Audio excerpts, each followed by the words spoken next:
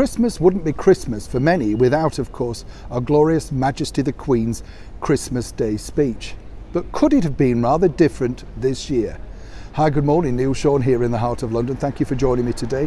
Hope you're all keeping well, and as I often say, welcome one and all brand new subscribers. Hey, we're heading that way, you know. Incredible when you think about it, but thank you so much, truly, for joining me on this wonderful journey. We only started about 6 months ago, and it does appear that a lot of people do enjoy some of the reports that we're bringing out of London, and I'm glad that you do, because, you know, we're open, we're honest, and of course, we're impartial.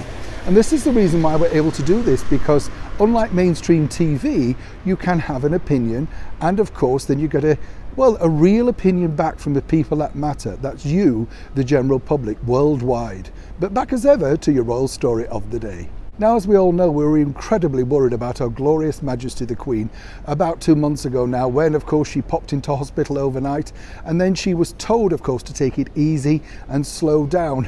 You know, it's very difficult to tell someone like Her Majesty the Queen, like, look, you know, you better just take it easy. She doesn't see age as a barrier. And if you don't believe me, let's not forget, of course, she turned down that wonderful opportunity to become the Oldie of the Year, and basically said, give it to someone more deserving. Could you think of anybody more deserving, truly, than Her Majesty the Queen? But she doesn't like age, that's the problem. But who does? But moving forward, this particular story was rather alarming, and as ever, we always have to say allegedly. But according to very good palace sources, they were looking at the situation that possibly might be that Her Majesty may not be fit enough to address the nation on Christmas Day.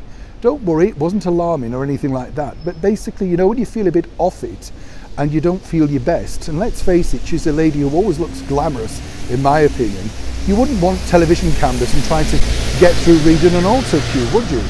So there were secret plans for a short while that perhaps, if needed, His Royal Highness Prince Charles would have to step in and of course address the nation on Christmas Day. Now let me tell you, that particular broadcast is one of the highest rating of the year. Over here at 3 p.m. in the United Kingdom, literally the world stops. Teacups clamp down, we stop eating our Christmas cake, and we all listen to what Her Majesty has had to say. As we've noted recently, when she's addressed the nation for the pandemic and other situations more, you know, concurrent with what's happening in the world, she does have a huge impact. Let's not forget just how impactful she was when she spoke to all of those people at COP26. And it seems unthinkable that we will never hear, at least at one point in one day, from Our Glorious Majesty again.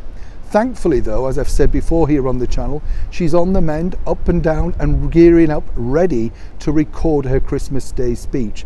We believe at Windsor. Now, it will be broadcast on all major channels and of course internationally around the world. But just for a brief moment, there could have been even more pressure attached to His Royal Highness Prince Charles. And let's face it, he could do with some rest this Christmas too. What a year he's had. Neil Sean in the heart of London.